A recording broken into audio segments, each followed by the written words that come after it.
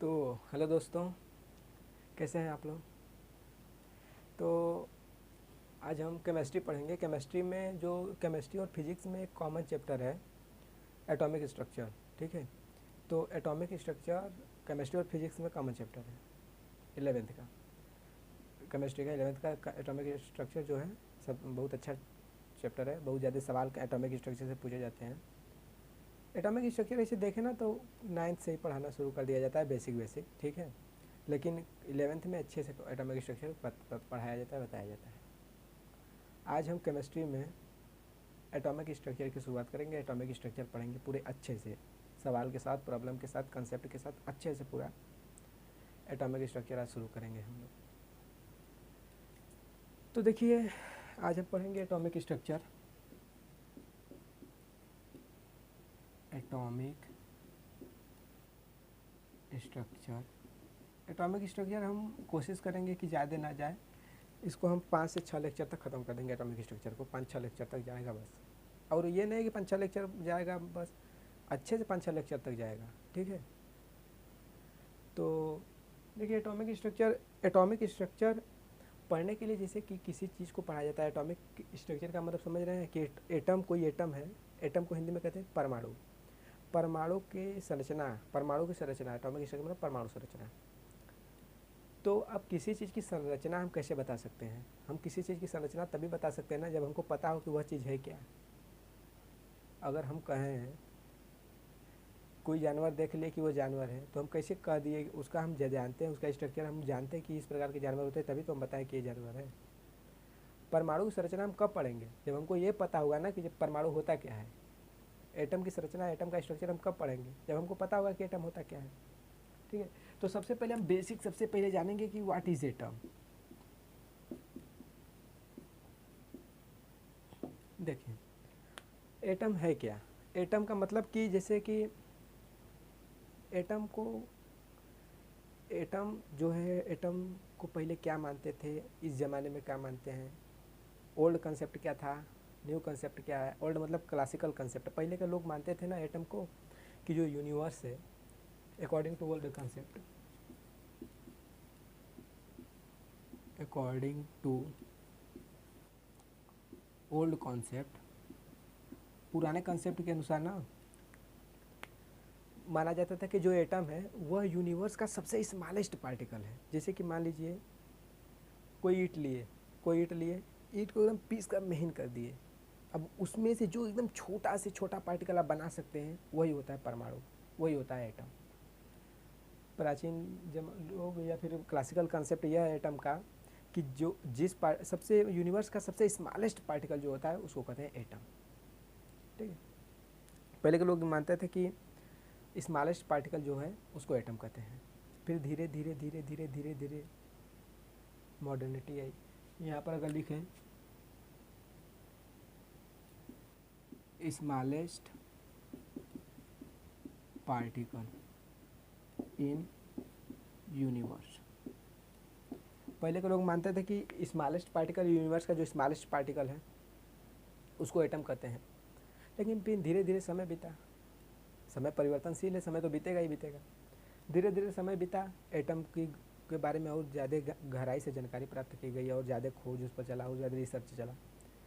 धीरे धीरे पता चला ना कि एटम वास्तव में कोई स्ट्रक्चर नहीं है सॉलिडली। पहले माना जाता है कि सॉलिड स्फीयर टाइप का स्ट्रक्चर होता होगा एटम। लेकिन फिर धीरे धीरे पता चला कि ये कोई स्ट्रक्चर नहीं है। एटम वास्तव में न्यूट्रॉन, इलेक्ट्रॉन तथा प्रोटॉन से मिलकर बनते हैं। इलेक्ट्रॉन, प्रोटॉन, न्यूट्रॉन से जो मिलकर संरचना बनती है उसी को एटम कह देते हैं। ये मॉडर्न कंसेप्ट है हमारा। मॉडर्न कंसेप्ट क्या है? मॉडर्न कंसेप्ट कहता है ना कि neutron plus proton plus electron से जो मिलकर संरचना बनती है उसको कहते हैं एटम। अभी अभी इस पर खोज चल रहा है, क्योंकि इलेक्ट्रॉन, प्रोटॉन, न्यूट्रॉन को भी डिवाइड करके क्वार्क्स पाए जाते हैं। क्वार्क कई प्रकार के दो दो तीन तीन पाँच लगभग 5 प्रकार के क्वार्क्स होते हैं। अभी इस पर चल रहा है रिसर्च। अभी कितना हुआ है हमको पता नहीं, लेकिन चल रहा है कि क्वार्क्स से मिलकर बने होते हैं ये सब। क्वार्क्स मतलब एक प्रकार के एनर्जी का टाइप्स होता है। तो उसी से इलेक्ट्रॉन, प्रोटॉन, न्यूट्रॉन मिलकर बने होते हैं। अब क्या होता है ना कि एटम, न्यूट्रॉन, प्रोटॉन, इलेक्ट्रॉन को हम कहते हैं एटम। पहले के लोग मानते थे कि केवल सॉलिड टाइप का एक छोटा सा स्ट्रक्चर, स्मॉलेस्ट पार्टिकल होता है, उसको एटम कहते हैं। बाद में धीरे धीरे खोज हुआ तो पता चला कि न्यूट्रॉन, प्रोटॉन और इलेक्ट्रॉन से मिलकर बना होता है एटम। ये मॉडर्न कंसेप्ट आया हमारा। अब इसमें माना गया ना कि न्यूट्रॉन प्लस जो प्रोटॉन जो होता है ना, वो इसके न्यूक्लियस में होता है। न्यूक्लियस, न्यूक्लियस मतलब नाभिक में, और इलेक्ट्रॉन उसके चारों ओर चक्कर लगाता है, अराउंड न्यूक्लियस, न्यूक्लियस के चारों ओर चक्कर लगाता है, अराउंड न्यूक्लियस चारों ओर उसके चक्कर लगाता है। जैसे कि न्यू कॉन्सेप्ट आया तो पता चला कि जैसे स्फेयर टाइप का होता है सॉलिड, स्फेयर सॉलिड नहीं होता है, स्फेयर टाइप का होता है, और उस स्फेयर में उसके न्यूक्लियस पर, उसके सेंटर पर न्यूट्रॉन और प्रोटॉन होते हैं, और चारों तरफ इलेक्ट्रॉन उसके चक्कर ऐसे ऐसे लगाता रहता है। ठीक है, तो ये हमारा मॉडर्न कंसेप्ट आया था कि ओल्डेस्ट कंसेप्ट का था एटम को लेकर, मॉडर्न कंसेप्ट का था। अब मॉडर्न कंसेप्ट को ही हम पढ़ेंगे, मॉडर्न कंसेप्ट को ही जानेंगे, प्राचीन कंसेप्ट से हमको मतलब है नहीं। तो मॉडर्न कंसेप्ट का मतलब है कि जो वह संरचना जो इलेक्ट्रॉन, प्रोटॉन, न्यूट्रॉन से मिलकर बनी होती है उसको एटम कहते हैं। हाँ, एटम को डिवाइड कर सकते हैं इलेक्ट्रॉन, प्रोटॉन, न्यूट्रॉन में। पहले तो एटम को डिवाइड नहीं कर सकते थे क्लासिकल कंसेप्ट के अकॉर्डिंग, लेकिन मॉडर्न कंसेप्ट के अकॉर्डिंग एटम को डिवाइड कर सकते हैं इलेक्ट्रॉन, प्रोटॉन और न्यूट्रॉन में।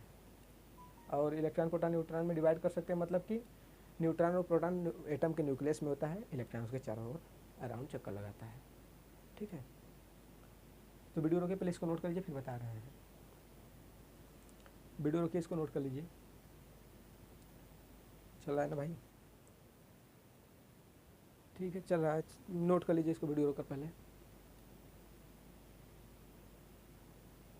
मिटा रहा है, इसको मिटा रहा है भाई। What is atom? एटम तो हो गया कि एटम क्या है। अब हम जान गए कि न्यूक्लियस में ओल्ड कंसेप्ट का था एटम का, एडवांस कंसेप्ट का है, सब जान गए। अब हम देखेंगे कि जैसे इलेक्ट्रॉन, प्रोटॉन, न्यूट्रॉन है, तो ये इलेक्ट्रॉन, प्रोटॉन, न्यूट्रॉन होता क्या है, इसकी खोज किसने की, यही ना देखेंगे कि भैया जब एटम पढ़ रहे हैं तो एटम इलेक्ट्रॉन, प्रोटॉन, न्यूट्रॉन से बना है। हम प्राचीन भूल गए, न्यू पर आए हैं, एडवांस पर। तो एडवांस के अकॉर्डिंग तो एटम इलेक्ट्रॉन, प्रोटॉन, न्यूट्रॉन से मिलकर बना है, यानी इलेक्ट्रॉन, प्रोटॉन, न्यूट्रॉन से मिलकर बना है। तो हमको पता तो होना चाहिए इलेक्ट्रॉन, प्रोटॉन, न्यूट्रॉन कहते किसको हैं।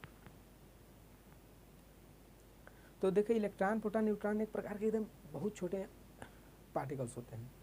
तो इलेक्ट्रॉन, प्रोटॉन, जैसे जैसे इलेक्ट्रॉन है, प्रोटॉन है और न्यूट्रॉन है। तो हम इलेक्ट्रॉन, प्रोटॉन और न्यूट्रॉन के बारे में बात करें, तो इलेक्ट्रॉन और प्रोटॉन और न्यूट्रॉन के बारे में बात करें तो इलेक्ट्रॉन पर चार्ज होता है। अब पार्टिकल है तो इसका कुछ मास होगा, बहुत छोटा पार्टिकल होता है, समझ लीजिए कि आप इसको देख नहीं सकते, इतना छोटा पार्टिकल होता है। अब इस पर कोई चार्ज होगा, इस पर कोई मास होगा, इसका चार्ज और मास कितना होता है। तो इलेक्ट्रॉन, प्रोटॉन और न्यूट्रॉन से मिलकर बने होते हैं। देखिए, इलेक्ट्रॉन पर जो चार्ज होता है -1.6 इंटू 10⁻⁻19 कूलम्ब होता है। जो प्रोटॉन पर चार्ज होता है +1.6 इंटू 10⁻⁻19 कूलम्ब होता है। और न्यूट्रॉन पर जो चार्ज होता है, चार्ज मतलब आवेश 0 होता है। इसका मास होता है 9.1 इंटू 10⁻31 kg, और उसका होता है 1.67 इंटू 10⁻27 kg, 1.67 इंटू 10⁻27 kg। मतलब न्यूट्रॉन और प्रोटॉन का जो वेट देखा जाए दोनों लगभग बराबर होता है। मास देखा जाए, वेट नहीं, सॉरी यार, वेट नहीं, मास अगर देखा जाए न्यूट्रॉन और प्रोटॉन का तो लगभग नहीं, सेम ही, ऑलमोस्ट सेम होता है। 1.67 इंटू 10⁻, इसके आगे कुछ बदल जाता है ना, इसके आगे कुछ बदलता है, लेकिन ऑलमोस्ट सेम ही होता है। न्यूट्रॉन का मास इन दोनों के मास के अकॉर्डिंगली कम होता है। ठीक है, क्योंकि -31 है, इसका -27, तो -31 ज़्यादा है कि -27, -27 10⁻⁻27 ज़्यादा होगा, ये कम होता है। देखिए, अब इलेक्ट्रॉन, प्रोटॉन, न्यूट्रॉन की खोज हुई तो भैया इलेक्ट्रॉन, प्रोटॉन, न्यूट्रॉन जैसे कि हो सकता है इसका दूसरा नाम भी दे दिया जाए। मैं नहीं कह रहा हूँ कि इलेक्ट्रॉन, प्रोटॉन, न्यूट्रॉन की खोज को किसी ने की होगी। इलेक्ट्रॉन, प्रोटॉन, न्यूट्रॉन तो अस्तित्व में रहे ही होंगे बिना खोज करने से पहले भी, वो तो है ही। अब हाँ, कुछ वैज्ञानिकों ने देखा होगा कि यह काम कर रहा है तो उसका नाम दे दिया होगा। ठीक है, अस्तित्व में पहले थे, उसका एग्जिस्टेंस था, ये नहीं कि कोई साइंटिस्ट आया तो उसको एग्जिस्ट करवाया। एग्जिस्ट तो नेचर करवाएगा, भगवान द्वारा एग्जिस्ट होता है हर चीज़। हाँ, हम खोज कर सकते हैं। क्या हाइड्रोजन खोज करने से पहले, ऑक्सीजन खोज करने से पहले नहीं था? क्रिस्टलाइन ऑक्सीजन की खोज की, उससे पहले ऑक्सीजन नहीं था। था ना। नेचर हर चीज़ एग्जिस्ट किया रहता है, बस हाँ खोज करने के बाद नाम दे सकते हैं। हो सकता है कि उन्होंने प्रिस्टले ने खोज किया, विदेश के थे, ऑक्सीजन नाम दे दिया, बाहर के लोग थे, भारत के लोगों ने उसको प्राणवायु कहते थे। तो मतलब नाम से कोई मतलब नहीं होता है, काम देखा जाता है ना, काम क्या है। ठीक है, तो अब इसी को देखिए, इलेक्ट्रॉन प्रोटॉन न्यूट्रॉन। तो इलेक्ट्रॉन प्रोटॉन न्यूट्रॉन तो एग्जिस्टेंस में थे ही पहले से, लेकिन इसको जिसने इलेक्ट्रॉन प्रोटॉन न्यूट्रॉन नाम पड़ा है, यानी किसी ने किसी ने इसको नाम दिया ही होगा, दिया होगा। तो आप जानते हैं इलेक्ट्रॉन का जो खोज नहीं है, आप ये गलत समझ रहे हैं कि इलेक्ट्रॉन का खोज, इलेक्ट्रॉन का खोज नहीं, इलेक्ट्रॉन का नाम एग्जिस्टेंस में पहले था, लेकिन इसका नाम दे दिया गया। तो इलेक्ट्रॉन ऐसे मान लिया जाता है कि इलेक्ट्रॉन की खोज की, तो खोज थोड़ी कर सकते हैं कोई ना, खोज थोड़ी कर सकते हैं। खोज मतलब कि इसका नाम दिया गया, तो नाम, इसका नाम देने वाले थे जे थॉमसन। ठीक है, इलेक्ट्रॉन को जो नाम देते जे थॉमसन, प्रोटॉन का दिए थे रदरफोर्ड, और न्यूट्रॉन को चैडविक। तीनों साइंटिस्टों ने तीनों एटम का खोज किया था। अब कभी कभी जैसे एग्ज़ाम में या बोर्ड में पूछा जाता है क्वेश्चन ना, कि एटम न्यूट्रल होता है, मतलब परमाणु उदासीन होता है, तो इसके पीछे what is the reason behind it that atom is a neutral,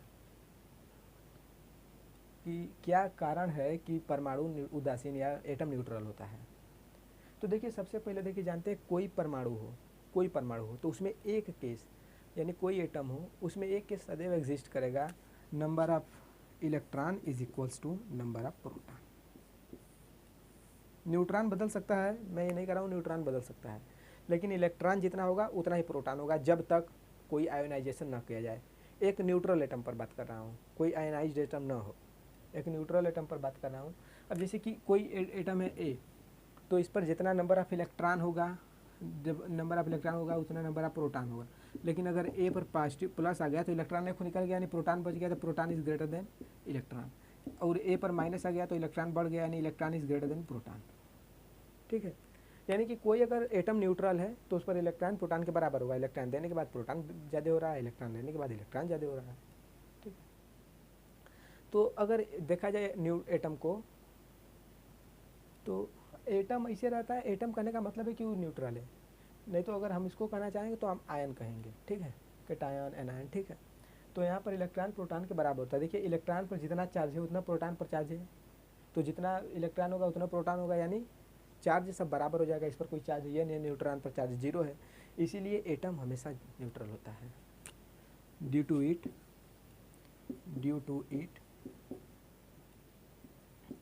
atom is neutral, इसके कारण एटम न्यूट्रल होता है। ड्यू टू इट, इसके कारण एटम इलेक्ट्रॉन प्रोटॉन के बराबर होता है, इसीलिए एटम न्यूट्रल होता है। ठीक है, वीडियो रोकर इसको नोट कर लीजिए, फिर हम मिटा के बता रहे हैं। चल रहा है ना भाई? ठीक है, चल रहा है, समय भी बहुत नहीं होगा अभी। चलिए, जैसे कि अब जैसे इलेक्ट्रॉन की खोज है, तो जानते हैं सबसे पहले इलेक्ट्रॉन की खोज हुई थी, फिर उसके बाद प्रोटॉन की खोज हुई, फिर उसके बाद न्यूट्रॉन की खोज हुई। एक का साथ थोड़ी हो जाएगा।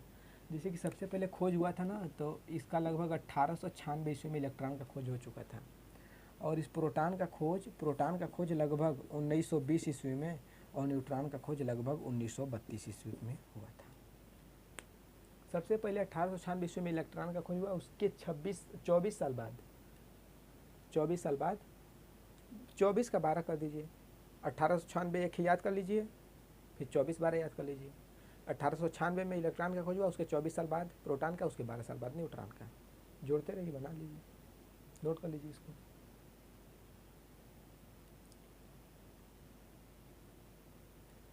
मिटा रहे हैं।